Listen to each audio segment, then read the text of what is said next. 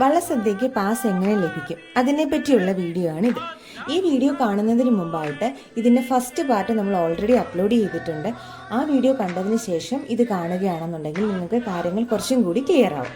വള്ളസദ്യക്ക് pass ലഭിക്കാൻ ഏറ്റവും എളുപ്പമുള്ള വഴി വള്ളസദ്യ നടത്തുന്ന വഴിപാടുകാരനാൽ ക്ഷണിക്കപ്പെടുക എന്നുള്ളതാണ്.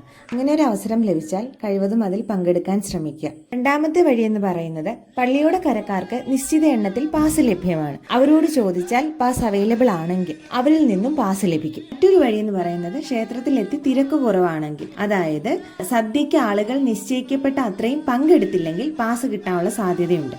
അത് ഞായറാഴ്ച ദിവസം, പബ്ലിക് ഹോളിഡേസ്, വ്യാഴാഴ്ച ഇങ്ങനെയുള്ള ദിവസങ്ങളിൽ പതിവിലും തിരക്കായതുകൊണ്ട് അന്ന് ഈ ഒരു സാധ്യത വളരെ കുറവാണ്. ഇനി മറ്റൊരു ഓപ്ഷൻ ഉള്ളത് പള്ളിയുടെ സേവാസംഘം ഓഫീസുമായി ബന്ധപ്പെട്ടോ അതല്ലെങ്കിൽ വെബ്സൈറ്റ് വഴിയോ ഒരു നിശ്ചിത തുകയടച്ച് പാസ് മുൻകൂട്ടി ബുക്ക് ചെയ്യാവുന്നതാണ്.